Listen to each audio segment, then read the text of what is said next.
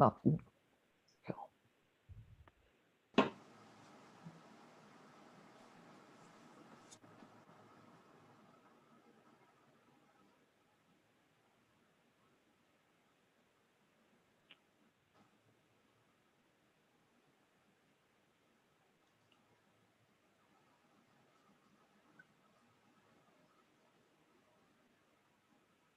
Live from the Plutopia News Network, this is the Plutopia Happy Hour. Our guest this evening is Jamey Ellerbe. The not ready for cable news players are here. Over there is Susie Sheelers. Say hi, Susie. hi, Susie. And up there, Screamish Joy is with us. I'm Stu Sweeney, and over there in South Austin is my partner, John Lebkowski. Hello, John. Hi, John. Hi. I'm here with my cat. No pictures. No pictures. Boy, that cat looks pretty lazy over there. She's just kind of cleaning her paws. So none of us has perfect health, but we can all work on perfecting the understanding of our own unique bodies and what it takes to move our particularity toward perfect health. We move in that direction, we never get there. So our guest today is Jamey Ellerbe, who is what we call an E patient, an empowered patient. That's what the E can stand for. Jamey's had complex medical issues, and he's done a great job participating fully in his medical care. Jamey. Yes, how sir. are you? How's it going, John, and everybody else? Good. Howdy. Welcome, Jamey. Thank you. So talk a little bit about sort of your health experience or your wellness experience. Well, it really started when I was a little kid. And when I was like 7, I was diagnosed with stomach ulcers. And so before the diagnosis, of course, you're going through hell with the pain and all that for quite a while. And they don't believe you when you tell them. And so that was my first experience with, wow, I'm in bad shape, I'm hurting, and these people don't even believe there's anything wrong. And then when they did the upper GI and they found out, the doctor apologized to me, but it was like, well, dude, that doesn't mean much. You know, I've been in pain, terrible pain, and you were laughing at me, you know. So Yeah. I kind of got an idea of, at that time, I learned how to control the pain because it was very intense. And so I had to learn breathing and techniques to do that. And so that kind of was the beginning of the journey for me as a cognitive youth, and saying, oh, something's not right here. But my new journey started 2001, and I had a sledding accident here. I live in the mountains, and I had some bad back injury. And so I found out, well, when that happened, it was, I couldn't, I went to the doctor, and it was like, well, there's only so much we can do. We can give you pain medication, and you know, that's pretty much it. So after a few days of the pain medication, I said, the heck with that, because it just makes you numb to the pain. And so I wanted to be aware of the pain so I would know how to adjust myself to accommodate it. And that's when I started a lot of ibuprofen because of the broken parts, and I wasn't taking anything else. So I was trying to quell inflammation.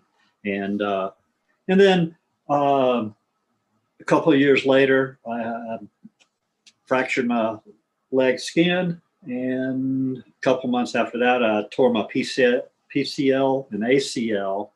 And so I went to my employer and said, you know, I'm kind of messed up. I need to go to the doctor. And they go, oh, we never turned in your insurance papers, so you don't have insurance. And I was like, holy moly.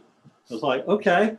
So I said, well, I got to do this myself. So I went online and that was early stages of kind of internet stuff. And I was on, and I was reading about knee ligament damage and rehab. And I didn't know what the damage was, but I just knew it was locked. My knee was locked in like a 6-degree angle, and I couldn't move it. So I bought a bunch of stretch bands, and I started working on my leg, pulling on my knee, and working and getting it to bend. And I got it to bend, and then after 90 days, my company says, "Oh, you got insurance now since we turned in the papers." So I went to a U.S. Olympic ski team doctor for it. And she looked at it, x-rayed and all that, and goes, "Well, we're not going to do surgery. You got a torn PCL. Well, you ruptured your PCL, tore your ACL, but you rehabbed it to a point where we're going to give you a brace. So if you do any pivoting sports, you need to wear this brace." But I used to play ultimate frisbee a lot, and I backpacked and played sports, basketball, all kind of stuff. And so I learned at that point, well, I can rehab myself pretty good, and got in on that. And then several years, well, after the bike wreck I had where I tore my knee up, I also had a major brain injury. And so a couple of years, that was 2003. And so within a couple of years, I started having bad migraines. And then shortly after that, I started having seizures at night when I was sleeping, and breaking my teeth and biting my tongue and bleeding. And, I'd wake up in the morning and be like, "Oh, you don't remember a lot of those things. They happen. You hurt at the time, but you kind of, after a big seizure, grand mal, you are blank in a way. Your cognitive self isn't, your brain doesn't talk what is happening. It's shorted out. And so it's not communicating. So certain parts come back first, and then others take a lot longer to come back. But so for years, I was having these seizures, and I was kind of blowing them off. I'm a guy, things happen. Oh, I'll get through this. I didn't know there were seizures at that time. I just said, "Ooh, that's weird." It's weird. I was like, okay. I don't get this whole. But I've been passing out and I can't remember anything. Why would I go to a fucking doctor? What? What? I would have been at the ER. Like somebody would have had my ass at the ER before I woke up. Well, through my life, I've had experiences where you have to rely on yourself, like in bear encounters in the wilderness when you're backpacking with multiple bears, and you're saying, "Okay, you're not going to eat me, I'm going to show you something." And so you learn. Well, I learned through my life to kind of take charge. That's kind of been what I do. Once I hurt myself, and my first thought is to fix it instead of going to somebody else, So I was having these seizure things, and it was like, well, get on with your life. I was working, doing all that stuff, had a child, a son, and he was in high school at that time. And then 2009 came on, and one day I'm cooking. I had a catering business, and I was cooking smoked duck gumbo for a big party, like 100 people in Denver for a French club. And we were bringing musicians and Creole speaking musicians from Louisiana up to do a cultural exchange. I was in a nonprofit, and we did cultural exchange from Louisiana to Colorado. And So I was smoking my ducks, and I'd been doing this gumbo for a few days. And the morning I woke up to smoke my ducks, I was going, ooh, I feel pretty bad. And I'd been having some major health issues leading up to that. But, I had a job to do. So it was like, well, get through the job and figure out what's going on. So the day I was doing my ducks, I got my ducks smoked, and that was early November 2009. You got your ducks in a row, right? Yeah, I had all my smoker in a row. And I had my Applewood smoking them. And so the last thing I remember that day was checking my ducks, pulling them off, sticking them in I had a outdoor kitchen and refrigerators, all that kind of stuff. So I loaded up the refrigerator. Last thing I remember was shutting the door on the refrigerator. And then, I wake up days later, cognitively aware. I'm in a hospital. And then what I found out, my roommate came home that day and found me kind of oblivious, but walking around in the house. I was speaking German. He was from Germany, and I don't speak German. And he was like, holy moly, what's this dude speaking German? This is not good. And so he was doing all kind of things, and I couldn't see. And so he goes, uh-oh. He called a friend of mine and said, something's up. And the guy said, call 911 now. And what had happened, I had a hypertensive encephalopathy event, and my blood pressure was in the 300 to 200. Oh my God. Wow. And so I was having brain hemorrhages at that time. And so I was already having kidney hemorrhages for a couple of days before that. And then my brain was hemorrhaging. I was speaking German. I don't know how that got there. Wow. But so they came and got me, ambulances and stuff. And when they got me to the hospital, a bunch of my friends were there. They're all around me in the ER. And I'm, I guess, just laying there. And all of a sudden I go into cardiac arrest. And I start flopping around. And the nurses are yelling, jump on them. So my friends had to lay on me, to hold me on the table while I'm flopping, while they called the cardiac unit. And then, so they come in, and I died. So my heart stopped, and I was gone for 4.5 minutes or something like that, except for one nurse doctor. She would not quit working on me.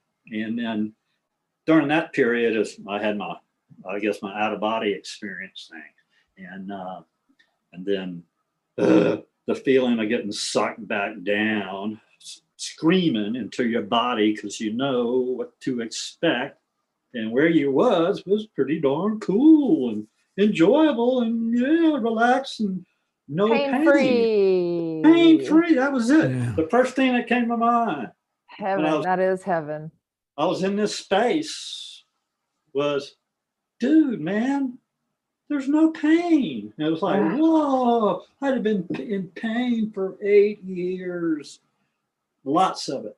And so that was the first thing. I was like, dig it. I was like, that's cool. That's good. And I was like, where are you? I was like, ooh, dude, I don't know. And I was like, what are you? Because I didn't have a body. You're just kind of floating around up in there, and you don't have a form. And then it was like, well, what are you?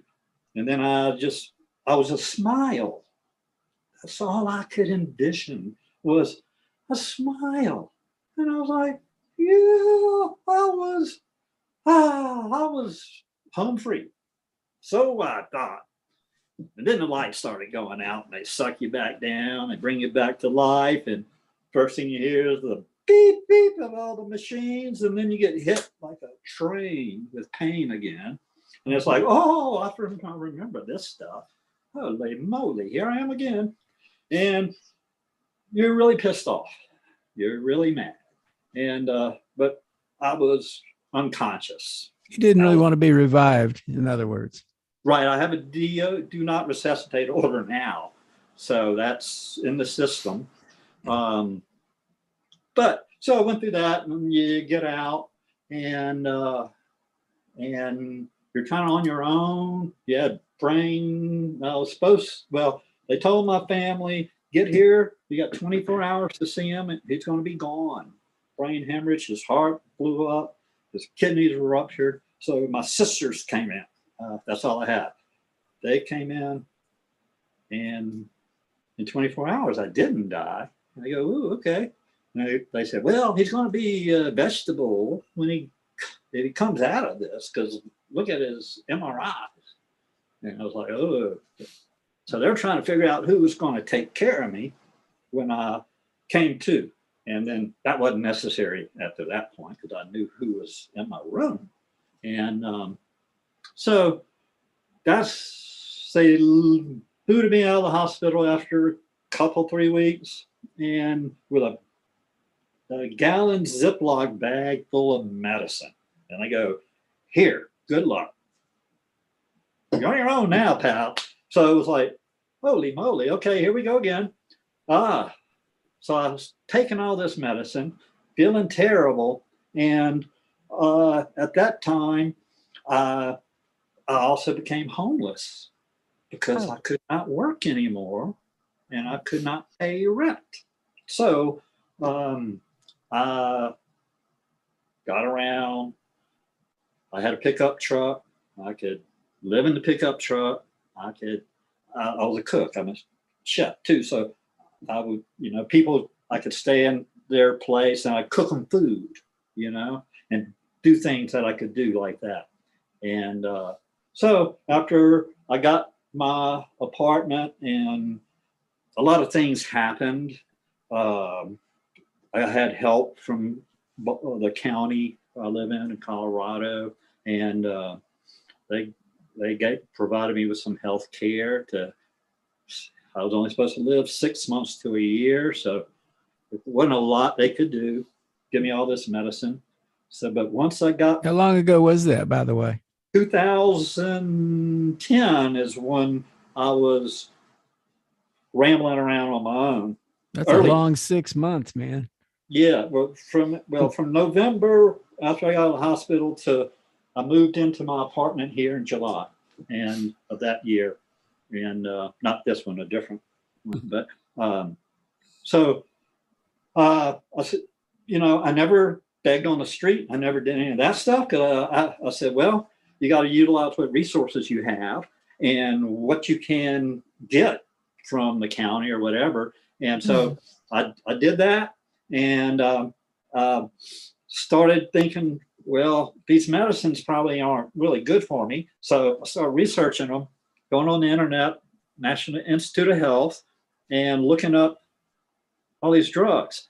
And I started finding out that some of the drugs they were giving me were probably due to offset some of the side effects of the other drugs. And so I consulted the doctor and I said, well, what's going on with these things? And they said, oh, well, and antidepressants and anti-anxiety drugs and stuff. I said, what's all this? Why are we on this? Well, you had a major life event. And so we think you're going to need these, to deal with it. And I was like, oh, I don't think you know who you're dealing with. And so I said, get me off of these. So they got me off of the anti-anxiety medicines and the antidepressants. And then I started looking at, I was on a whole lot of other blood pressure medicines and things. And I started looking at what I could do to change my life, what I can enact, food choices, lifestyle changes to help with these things. And I started researching these and adopting. I quit drinking in 2010. And I said, ew, that's not doing me any good. It's a neurological poison, and I've got neurological issues. And then I had heart issues, so I had to redo a whole lot of stuff. And so I redid that, and I got taken in by a Buddhist monk, Nawang Kachag, who is a Nobel Peace Prize laureate and a Grammy nominated musician. We met. He did a brain breathing on me. And come to behold, he'd had this almost the same thing happen. Head injury in a car accident. They brought him to the hospital and he went in cardiac arrest. He goes, dude, I looked at you and I saw myself looking right back at me. He goes, okay. So he took me in and he was taught by the Dalai Lama as a child in Tibet. And so for 2 years, well, first it was, I'm going to get you ready to die, because that's probably what's going to happen. So you got to work on your mind. The heck with your body, because that's not doing you any good anyway. We got to work on your brain, get your mind set and ready, accept what's coming, and get ready for what's next. I said, well, we better do that because I don't have much time. So after that first year, it was like, he says, oh, you didn't die. I said, no, I don't plan on it. And he goes, well, now we're going to do something else. We're going to start a practice called Tonglen, and that's to help all sentient beings with pain and suffering. We got to leave theirs because you have enough. You can deal with helping others. You know how to deal with this. So I started that practice, and that really helped. Working with him, reorganizing my thought process, meditating for others. I meditate all the time when I'm out and about. He taught me spontaneous meditation. So you're always going to encounter people that need help, that need to have alleviate suffering. And so I work on that all the time. And that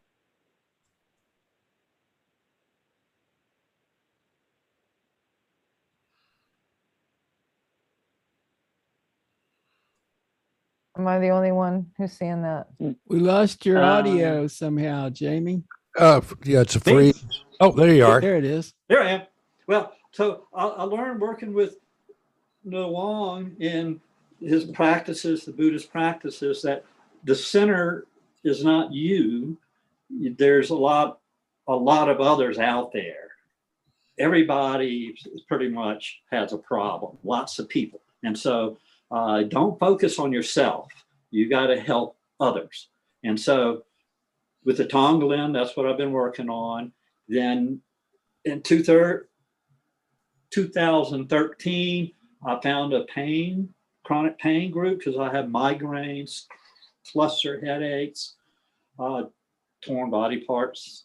And so I got in the pain group, and I was the only one that was not on opioids or pain medication. And I smoke weed, and I did CBD. And so I still have some of those people from the group as friends. And the psychiatrist who ran the group, Charles, is a good friend of mine, really good guy. He introduced the group to all different modes of pain relief, from brain. I did a lot of neuroplasticity work he introduced me to, which was another big help. And so my approach has been to try to help myself as much as I can, because when I go to the doctors, I don't take a lot of medicine. And so they know that. And if I have recurring issues that come up, I had surgery in May, and it was a kind of rough surgery.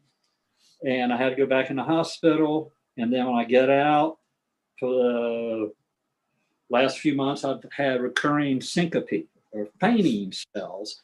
And so I did a big one in July, the end of July, and I ruptured a ligament in my foot, which I'm going through PT through right now. Can't walk very well. I can't walk. I'm on crutches. And so after that episode and the others previously, they said, we got to do some heart work on you and check some stuff. So they did that, found out I have a ascending aortic aneurysm. And that has also distended valves in my heart, which are leaky now. And so on occasion, I get the woo, low oxygen level thing, and you start to get dizzy, and so there's nothing medicine I can take for that particular thing, but I'm just having to monitor signals for pain in case it ruptures. But that's the only thing you can really do at this point until it gets to a certain size. And when you have Medicare and you have a lot of issues, you learn pretty quick.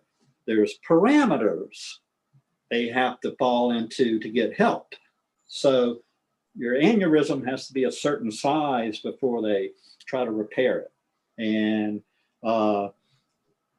different treatments I've had to go through medical boards to get approval for, because my case is kind of weird because I have so many crappy things. And one treatment they propose you can't do without doing another treatment that's not approved by Medicare. And so it's like, oh, I got to get teams of doctors to go and to the board and testify. And so it's worked so far.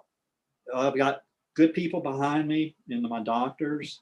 And my doctor, Dr. Sapansky, there's Nawang. Dr. Sapansky she supports me. She knows my approach. So when something happens, she will say, okay, here's the situation. Now, there may be medications we'll like you to research and see if you're okay with that, or there's other approaches we can try to take. And so she knows I'm not one to go, okay, give me something, fix it, just give me this, let's do it. I don't want to mess with it, you do it. And it's like, okay, let me go to National Institute of Health to research this drug, find everything out I can about it, and often I can find alternative methods to take instead of taking that drug. There are drugs I do take because if I don't, I won't last very long. So, but they're fortunately minimal, and some are trying to help with some help with migraines and heart condition all at the same time. And then I do a lot of CBD products for my seizure control. And I also, every year I do a microbiome analysis to adjust my diet according to inflammation markers and different markers they measure. So have you had situations where you kind of butted heads with your doctors, where you just absolutely didn't agree with them and they didn't agree with you? Yeah, my neurologist, well, I can't say mine because I don't have one anymore. The original one I got diagnosed officially with epilepsy in 2014 because I kept telling my doctors about these weird occurrences, but they never checked it out until I had a grand mal in a friend of mine's pickup truck, and he drove me straight to the ER. And that's when they did the EEG and the MRIs and found out, oh, you're really messed up. You got a complex seizure syndrome. I was like, what does that mean? They go, well, you got to get on drugs. We got to set you up. So I tried that. The first one they gave me, I tried lamotrigine, and they said this one will probably be the most tolerable. And my land sakes alive, because you got to gradually ramp up the brain drugs to get them to full capacity. And then by the time I was up to full dose, I was shaking uncontrollably. I was broke almost all my dishes because I couldn't hold them, and I couldn't walk. I'd fall down to the right. I'd stumble to the right. I'd walk into door frames because I couldn't get through the door. I'd go to sit down on a chair and I'd sit off on the edge and fall off because my center of being was about 10 inches or so off. I've been on lamotrigine for years and it works fantastically for me. Good, because they said after that, they go, oh, we got about 9 or 10 others we can try, and maybe we can put a couple together for you. And I said, heck no. Because right after I got off the lamotrigine, a friend of mine got me in touch with the director of the Colorado Hemp Institute. And so they started giving me CBD oil. And I got on that, and I started doing high doses of CBD oil. And now, I do high dose CBD oil, and since I've adjusted my diet through these microbiome analysis over the last 3 years, I just sent in a new one this week, and I hadn't had another tonic-clonic seizure since 2017.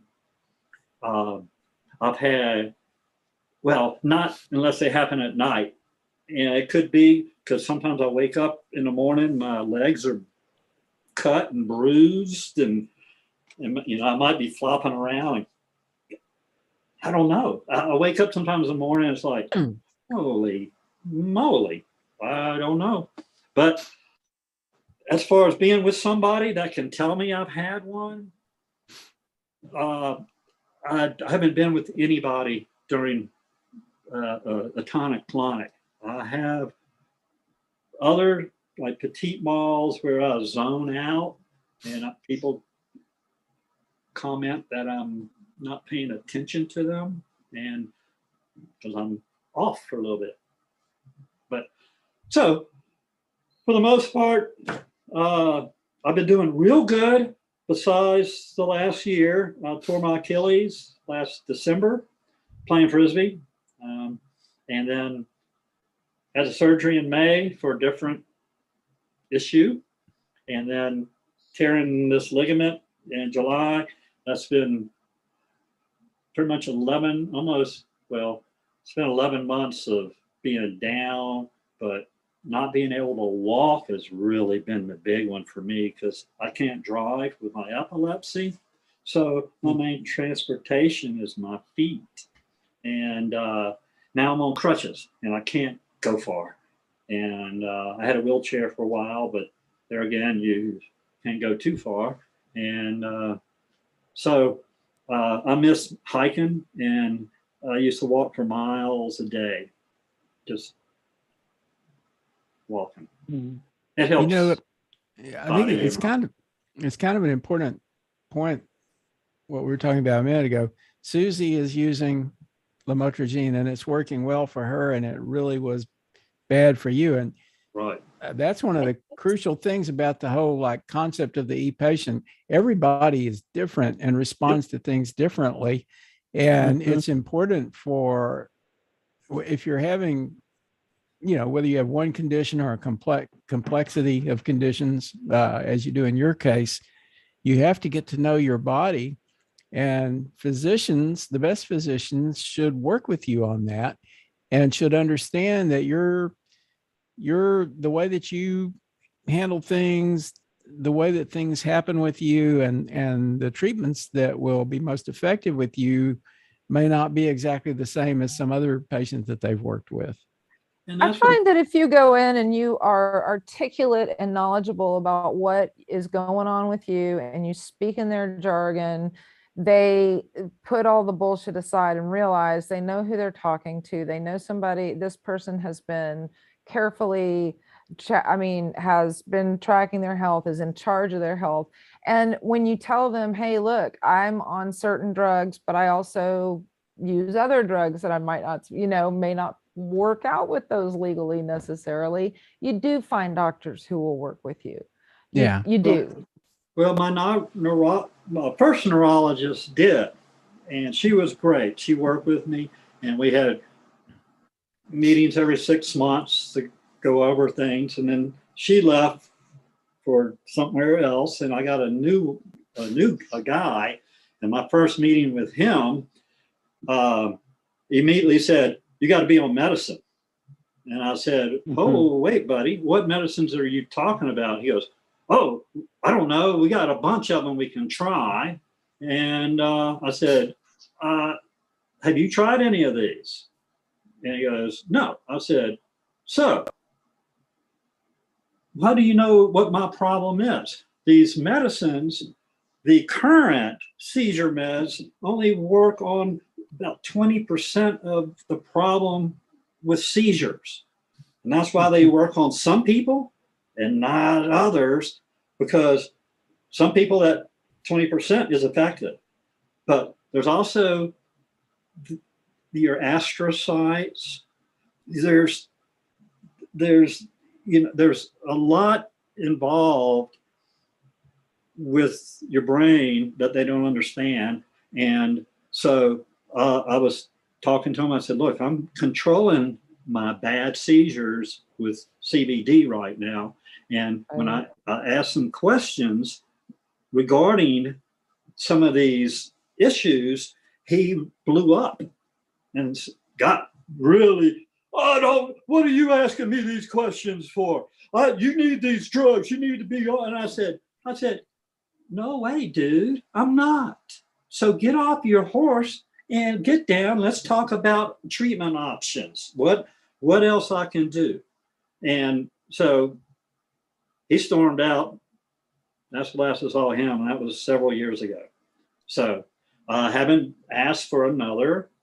I mean, it's a legitimate red flag. A doctor who is unwilling to see you as your own advocate and as the best expert of who you are, and also a doctor who's unwilling to truly collaborate, because it is the practice of medicine, which means it is not the perfected medicine. It is a practice, and every aspect of it should be considered like that. And so if a doctor is not willing to hear me on that level, they will definitely hear me tell them to fuck off. I mean, like, I just without question. Like, the fact is, you go into one of these places and it's like, look, man, you work for me. Okay, I don't have to stay here. There are other doctors that are going to listen to me. So, I don't, and they just act like they're God, and they're the only ones who can. Their willingness to work with other physicians. Like, I have a really great GP who is willing to, I always call him, I'm like, he's like my little health contractor, because he wants to know everything, and he's willing to talk to other physicians and specialists and like collaborate with them, so that they're not making like individual decisions about individual aspects of what's happening to me. And I'm involved in that conversation. I'm a part of that decision-making process.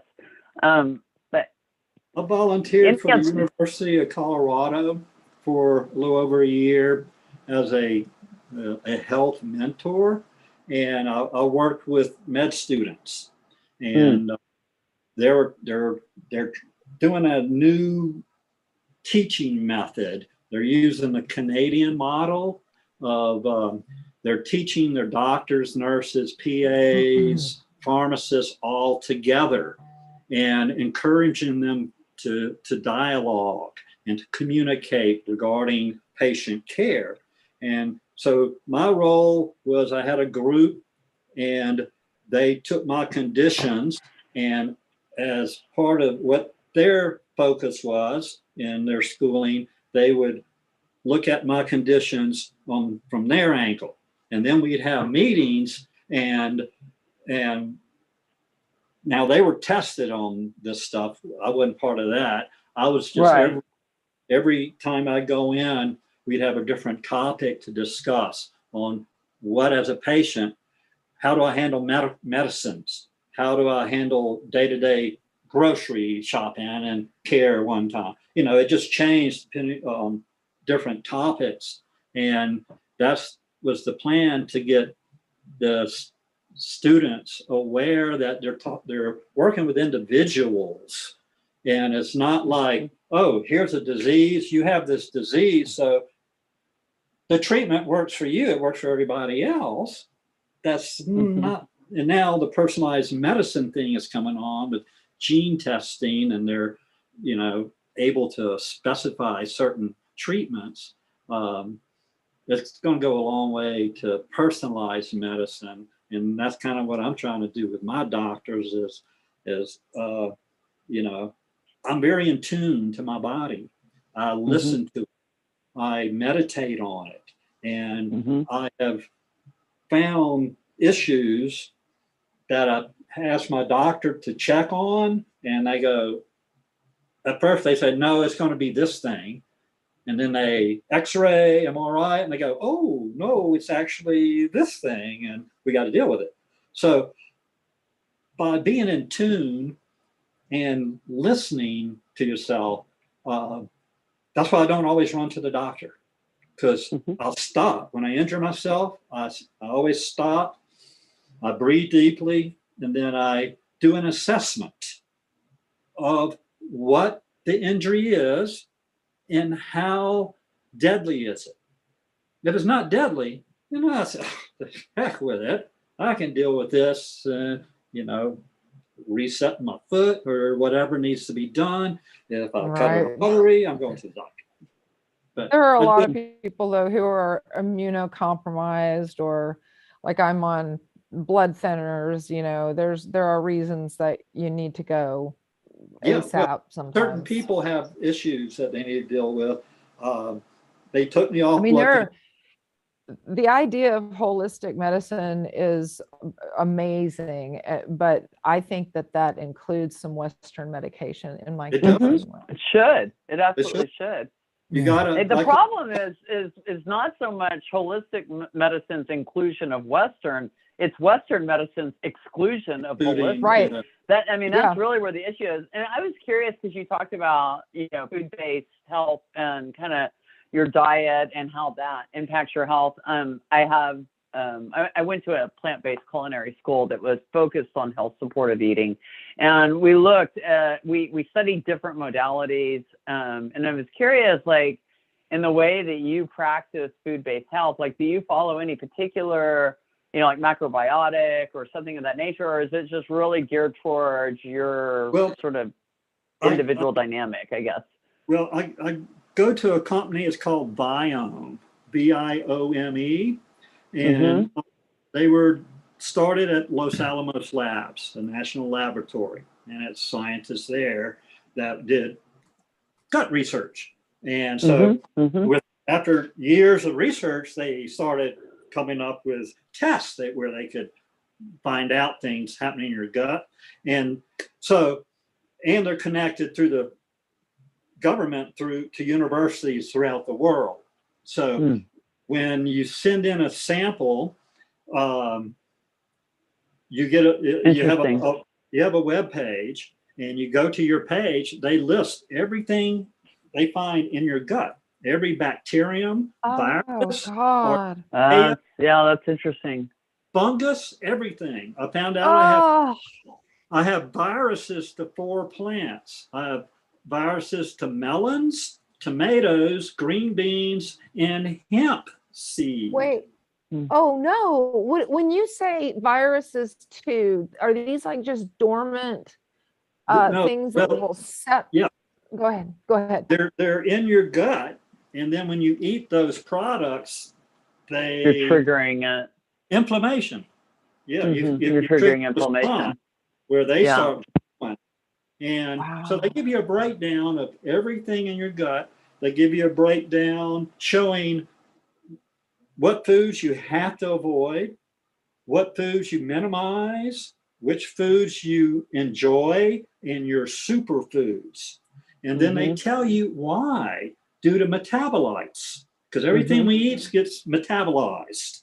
Right. And a lot of times metabolites are not very good for you because they help promote the growth of bad things in your body. And the bad things in your body can send signals to your brain for you to eat those things too, because there's a direct connection between your gut and your brain. And there's signals going back and forth, hormones being generated by one or the other. Actually, it's thought part of some dementias begin in your gut. And then the proteins travel through your nervous system to your brain. So there's a direct connection and correlation between brain health and gut health. And so I've gone through skin cancer treatment, and I had ulcers. I had to go through a whole round of antibiotics for several weeks. And after that, I was reading research. I read medical research every day. And I read about 3 companies that did this kind of thing and the evaluation of each company. And this company, Biome, was far and above everybody else in their scientific abilities. And so I said, man, I got to do something. I correct myself because cancer and then the ulcers, and I wiped myself out, chemotherapy and all that. And it was like, whew. So I did that, found out what I got to eat and what I needed. 2 probiotics, I got on those. And since I've been adjusting my diet, I do it yearly. And like I say, it not only, I haven't had grand mal seizures. And this place is called, what's it called again? Biome? Biome. V. Bio. Yeah, with B the V, like victory. Yeah. Yeah. Biome. Okay. Yeah. B-I-O-M-E. And is it okay? And it's not something you have to go in person to do. It's like something you would you just mail off. online, and they send you a kit, and then they're the kits. Yeah, okay, got it. you do the kit. And I just did the complete health intelligence test. They had that on sale recently, and I did and that's a whole cellular and microbiome. So they do blood samples and stool samples, and they analyze your cellular function all the way down to. It sounds so Theranos to me. I know. How are they taking the blood samples if it's coming to the kit? That's what I want to know. I'm like, you prick your fingers. How can they get enough blood? Like, it does sound like Theranos. How can they get enough blood to do an accurate test like that? Like, you fill 2 vials. And holy shit! I can't do that with a fingerprint. Well, that's a lot of pricking to do there. I had to do 2 fingers, 1 for each vial. Oh no! Well, it's like you're milking your. Okay, so like when I had to go get I know. I had to go get my. But it's not deadly. It's like when I had to go get my blood it's like tested Grandpa every Texas Chainsaw Massacre. I'm sorry. I cut myself all the time. I'll just wait till I slice my finger. Or He's like, he'll just wait, and then he'll just have like a vial handy, so he can be. Yeah. I've actually got one right now. Well, you got to make sure that so you don't want to contaminate the blood. So you have little pipettes that you draw the blood into to keep it from touching anything. Pulls it directly in. Wow. Yeah. Well, that is definitely interesting. Yeah, one of the things that we discovered, doing the health-based culinary school, we really did focus on different modalities of health-based eating, but we also focused on like actual disease and how to like feed for disease. So, we would focus on diabetes or cancer, or like gut health specifically was a really big thing. And, it's interesting you talk about that gut, the physio relationship, but, we talk about our gut and our intuition and like kind of like those things. Well, it's connected in multiple levels. For me was with my neurological issues. I wanted to, because there's a direct connection. So absolutely, fix my gut. If I got to work on my brain, I got to fix that too. So there's not mix up in signals. What's happening. We started a program called Physician's Kitchen because we kept going to physicians and trying to talk to them about food health as a part of, and they get like 30. They literally get like half an hour of like dietary health in their entire medical school history. Like they get nothing. And we were able to find a couple of integrative physicians. We found one great heart health physician here in Austin, and they would hold cooking classes with their patients. And it was really, really, they were learning themselves. They were literally like recognizing, like we were taking them through these programs where we were tracking like diabetic health and heart health specifically and improvements without medication strictly by managing diet and inflammatory diet and low glycemic and all of those types of things. And it had dramatic impact, it was just unbelievable. And I don't know what the diet is. I don't have a specific type of diet because I try to focus on my superfoods. Eat those most of the time. I eat a lot of vegetables and fruits, mainly, and teas. I drink a lot of teas, and it's just diet is key. That's one thing I learned many years ago after all that stuff. Sugar is key. Get the sugar. Sugar is key. Sugar is evil. Of the diet, man. That is cocaine, and it's poison, and it's illegal, and it should come with a warning label. And kids under 17 shouldn't be able to have access to it. Yeah, sugar is terrible. Except for the sugar cigarettes. I think 5-year-olds are totally no. Well, that's a whole different I loved the story. sugar cigarettes when I was 5. Come on, they were super cool.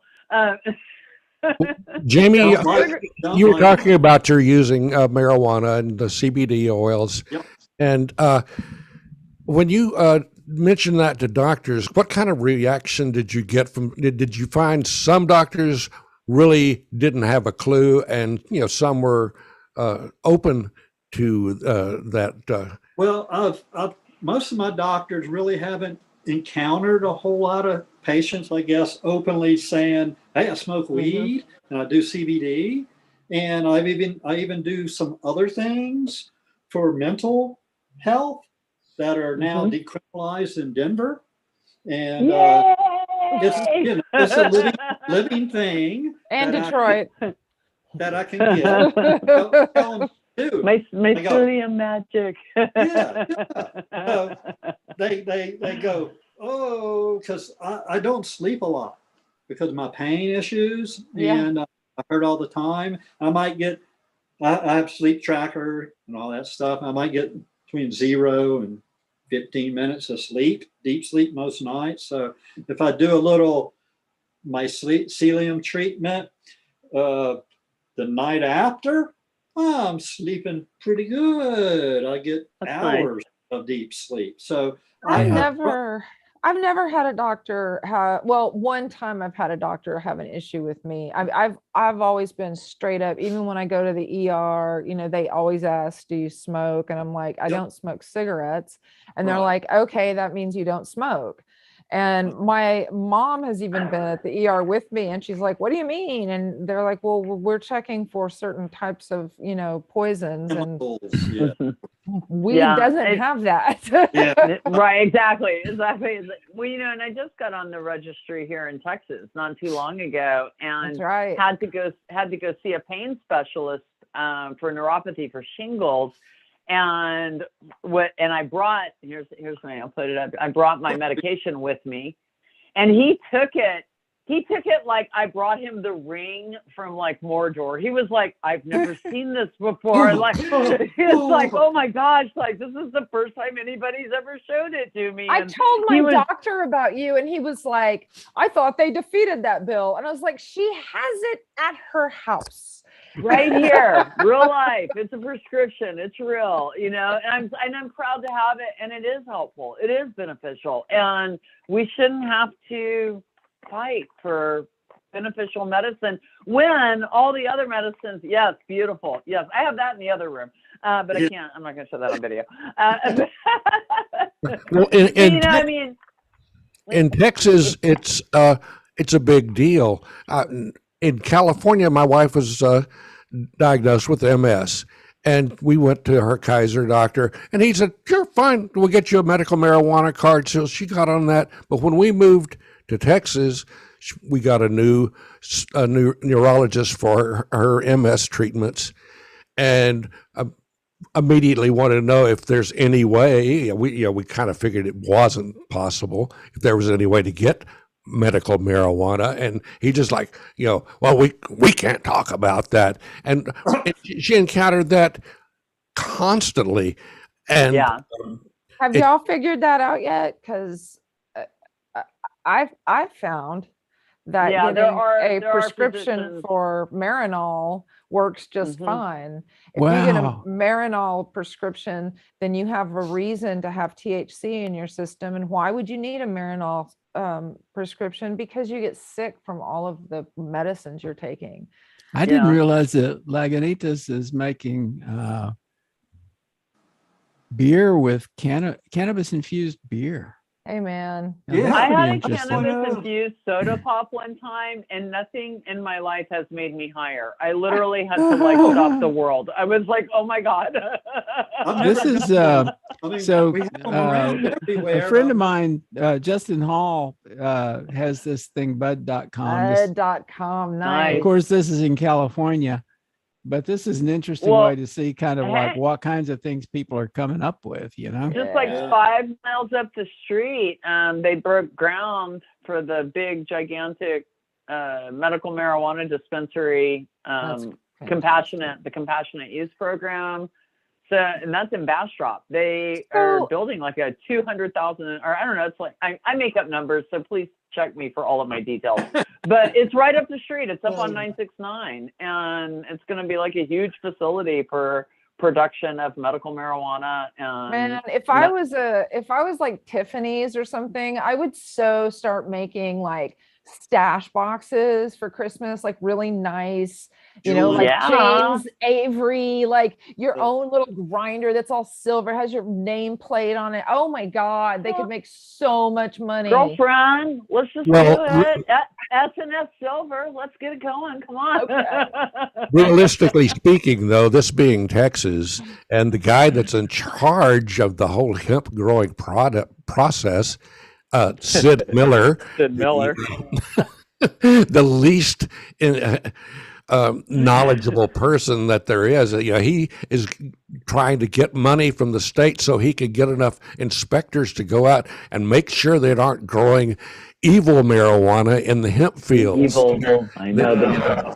Well, that woman literally asked in the Senate hearing if how you could prove that people weren't going to abuse hemp the way they do marijuana. And I was like, I don't know, they're going to make thousands of sheets. No. I mean, what do you mean abuse hemp? Stay away from the devil's weed. Stay Too away many from the ropes. devil's weed. Oh my. I mean, I'm actually a little how surprised now that we stupid think they about it are. that Tiffany's doesn't have stash boxes. That's what I'm saying, man. I was just I'm looking like, for them. I'm looking it up. I don't know Let's that they get don't. this I don't- done. No, they don't. I looked. Well, You our, know it, and they don't. Damn it. yeah, I'm a James purist. Avery. Our stash Nice. box is a Ziploc bag. So Mm, Oh, look at that. Mm. What you got there, Jamie? Oh, some of my Banana CDs. gummies. mm. Oh, Edibles Yeah. don't do anything. I think we for all me. need to take a road trip to Jamie's place. Yeah, I think so. yeah. See There's you some in about- advantages of being in Colorado. I'll that's see for you in sure. 10 hours. Guaranteed to be a good time. Yeah. Yay. Which part of Colorado are you in, and your zip code and address? I'm in Boulder on the Front Range. Hey, I Very lived nice. I lived in Louisville, Oh, okay. and I Yeah. went to and I worked in well, Denver-ish, but it was right outside of Denver, and it was WholeFoods.com. So, well, Oh. Jamie, Yeah, John. Jamie That's has a Bob connection lived with out Whole here, Foods too. Okay, right on. Yeah. That pig farm was something else. Do you ever go out there and have to smell that? Oh, out. Yeah. Well, there's Oh. no there. It's not there anymore. Oh, So, good. yeah. Oh, it's completely changed. Yeah. Yeah, I So- know. When I lived there, it was 3-2 beer, and now everybody can get fucking wasted on Yeah, you can get weed in now. IPAs and yeah. And now that Whole Foods Yeah, we rebranded left as Colorado Cat too Foods- soon. I'm sorry. yeah. Yeah. well, we've got about a minute left, folks. Something like that. Yeah, we're close to the end. Okay, guys. Well, Jamie, just- this has been wonderful, man. It's so great Yeah, that you very joined much. us. Yeah. I just think people And we need would to, love for you to you know, come do back. your research. When you have an issue, do research. I go to Mhm. medical research sites every morning. I go reading stuff on what I need to, but you got to be educated to talk to your doctors. Right. That's That is right. Absolutely True on. story. Yeah, that's true. Well, thanks Thank everybody. you. Here we go again. Thanks, Jamey, folks. we'll see you y'all. soon.